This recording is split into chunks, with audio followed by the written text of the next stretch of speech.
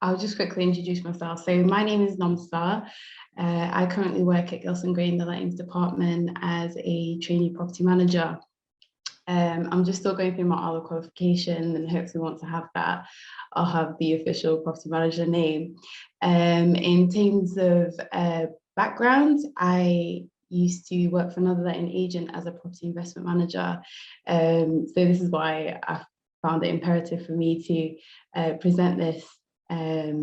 So today we'll be looking at the importance of reviewing your property as an investment.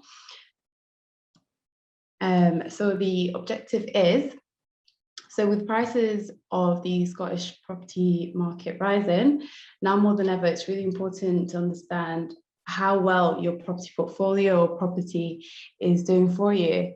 So here at Gilson Gray, we're here to empower women to take control of their property investment. So I'll be discussing the advantages of property investment, looking at a case study in Edinburgh and Dundee, briefly touch on property values, renovation costs, rental yields, and recent changes in Scottish law that might affect landlords. So whether or not you've already invested in property or you're thinking about it, it's going to be useful somehow in terms of some of the information. So again, I'd suggest you grab a little notepad and pen and just catch what you can. At the end, I'll be able to share the video with you just in case you missed something. So in terms of the advantages of investing in property, you could begin to save for your retirement, generate a passive income, and depending on when you invest, it could create a constant flow of income that is recession-proof. So again, it provides a stable investment class. And again, depending on whether you bought in a personal or limited name, you may be able to enjoy some tax deductions. So reviewing your property as an investment. So the first thing that I would be looking to do is to find out the current value of the property. So if you've been holding a property for 5, 10 years, no matter how long you've been looking at it, you want to check how much the property is worth. So this is important so that you can have an understanding of whether the property is increased or decreased in value, and whether your investment is profitable or not. It's essential in knowing this to understand how much your property is appreciated in value. In terms of how you get the value, I'd personally recommend that you seek advice from a RICS surveyor. They can give you a thorough analysis of how much your property is worth and how much your property could be worth if you did some work or if there's work that's required. And you can also look at desktop valuations if you're just looking to have insight of how much your property is. Again, this is something that we can help with here at Gilson Gray. I've personally started speaking to my landlords and advising them in terms of what their values are, just so that they can start putting that at the forefront of their mindset. So the second thing that I'd be looking to look at is how to calculate your yield. So this is important because your rental yield offers a useful overview of whether the property is likely to be profitable, in turn a good investment. So I've just given a quick example of calculating your rental yield. Rental yield would be your annual rental income divided by the value of the property times 100. So let's say you've got a property that is worth that's receiving a rental income of 1,400. So we'll be looking to do 1,400 times by 12, which is your 12 months, which would give you 16,800. And in the instance that you did, the property is valued at 350,000. The equation you'll see below there is 16,800 divided by 350,000 times 100 would give you 4.8% yield. Okay, so it is important to understand that there is different types of yields. So your gross yield is the overall return on the investment without deducting any taxes or expenses. And then you've got the net yield, which would be after you've deducted your expenses such as property management fees, mortgage payments, any sort of repairs that you might have done on the property. And then you do have your regional yield. So your yield will differ depending on the location that you've invested in. So this will be an important factor when you invest to decide where to actually invest. So your yield will be different in Edinburgh. Your optimal yield will be different in Edinburgh. It will be different in Dundee. It will be different in Glasgow. So you want to understand what the averages are. Again, this is a conversation that we can pick up if that's what you are looking to find out. In terms of questions that I'd be asking myself or a financial advisor when you're starting to get into property is, what is my long-term plan? How long do I intend on holding the properties for? What is my exit strategy? Are there any tax considerations like inheritance tax, additional supplement, etc.? Is it worth moving any current properties into a limited structure? Some may know, some might not know. If you do have properties in a limited company structure, we would always recommend that you have a minimum of 2 directors, just in the case that one unfortunately passes away, the property is not then just automatically given to the government. It is then given to the second director. And if you have children, or you have someone that is looking to benefit from your investment, again, you'd want to consider allocating A, B, C class shares, as once you start considering selling, things like inheritance tax could be a major factor. So again, we can connect you to the right people to ensure that you get the right advice around this.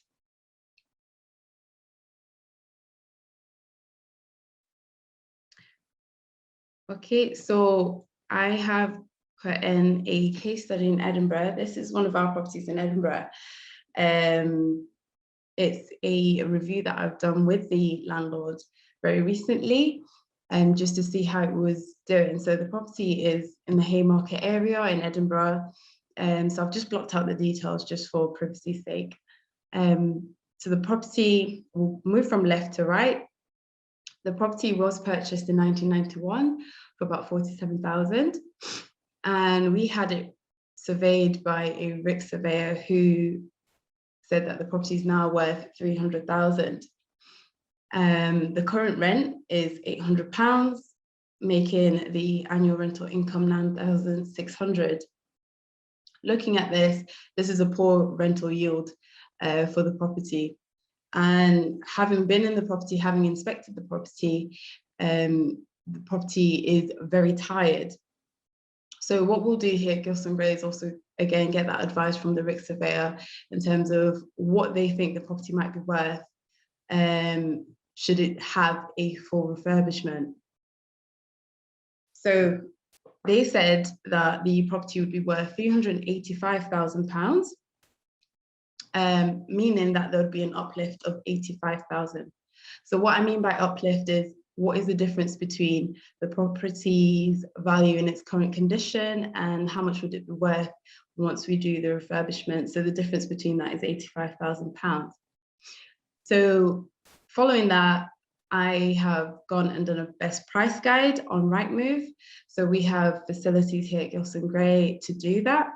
And from that, it told me if we were doing a full refurbishment, the property could be put up in rent to 1,400, which would bring up the annual rental income to 16,800. As you'll see, in comparison to the previous slide, there is a major difference in the amount of rental income that the landlord would be making, and in turn, the yield would go up. Not as much as we would like, but it would go up. So once you do have these numbers, in terms of the uplift, I'd be looking at that and saying the maximum I want to spend is around £40,000. The reason why is because I want to spend £1 to make £1. So this is the kind of generic understanding when you're doing a refurbishment. And most of our landlords will say, oh, well, I don't really have £40,000 to spend. With this particular landlord, there was no leveraging, there was no mortgages in place. So all the equity is stuck in the property. So if you're looking for your money to work harder for you, it may be worth considering whether you want to take an interest-only mortgage. So in this case, we gave a quick example of what he may have access to if he was to put some borrowing in place to help him do the work on the property. So what you'll see here where it says loan to value, LTV, it means loan to value. So the amount of borrowing that he could get, if it was 25%, is 96,250. If he was to put 50%, it would be 192,500, and at 75%, he could potentially borrow 288,750. So usually that's the max, really. Most banks could potentially allow you to borrow. So what we would say to this landlord is, you know, have you looked into potentially getting some borrowing and making your money work harder for you by allocating some to the renovation and then allocating to some to potentially purchasing more properties? This is how I would get the money to work harder for me. So I did briefly touch on the rent increase following a refurbishment. This is the fourth thing that I'd consider when you're looking at your properties and investments. So is it time for a rental increase? In Scotland, where we are, you can increase your rent at least once a year. When increasing the rent, you need to be asking yourself, or the property management agent, to instruct this for you. Again, there's some advice on the government website that can help lead you through these steps if you manage the property by yourself. A couple of questions that I'd be asking when wanting to instruct a rent increase is it the right time to increase your rent? Currently, you have to provide a 3 months notice to tenants for this to be implemented. As a law firm, we have access to legal advice for more complex situations should we need it. Sometimes it's not always straightforward when you're dealing with tenants and leases. So we do have that on board here at Gilson Gray. And the other question I'd also be asking is, if I provide notice, will the tenant give a 28 days notice? If so, am I likely to get the property occupied quickly? As a result, I'd be looking at which season, which month you're looking to instruct the rental increase. Are you wanting to do it in the summer? Are you looking to do it in the winter?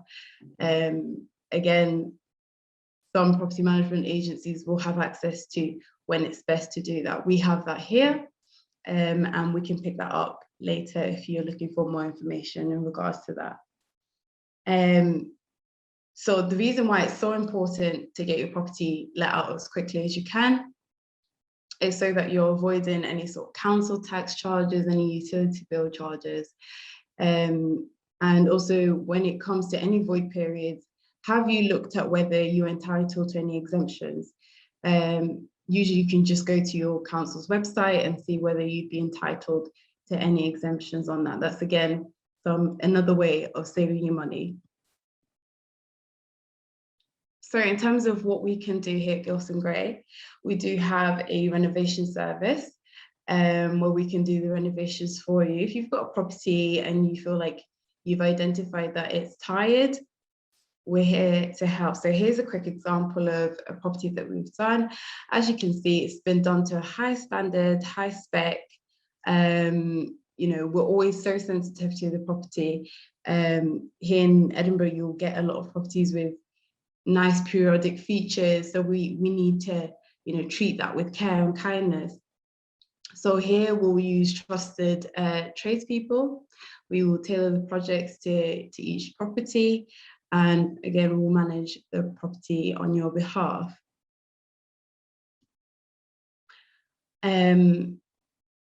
So the last thing that I really wanted to look at is our Dundee sourcing services. So if you've not started your journey in purchasing properties, investing in properties, then we do have the facilities here, Gilson Gray, to help you out with that. I've just put down an example of one that we've done in Dundee, where we've sourced the property for a client. We've sourced 2 properties on Arthurstone Terrace. So when it says geared property investment, we mean that there's some mortgaging that has been put in place for the property. So the purchase price is 101,000.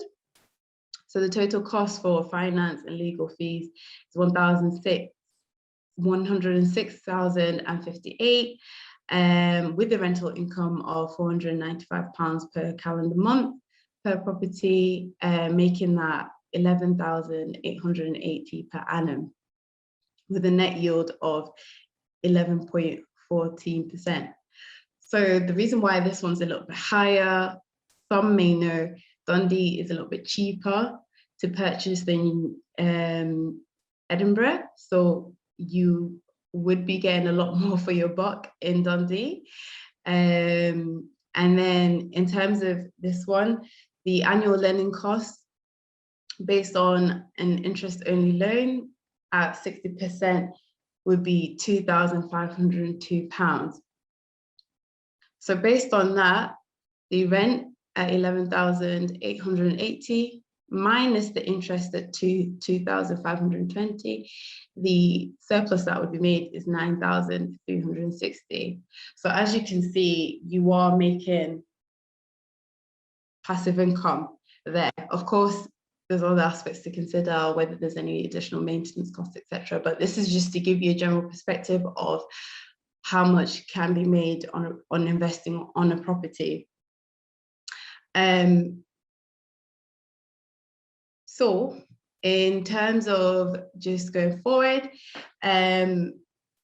should you look to have more information about investing into property, I'm happy to help. I'm happy to speak to you and organize a call just to go through any questions. I believe on the chat you're able to also put some questions in there.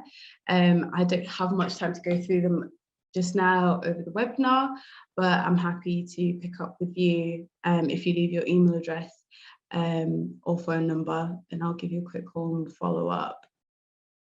And so thank you so much for joining,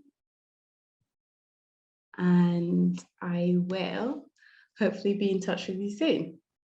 Thank you.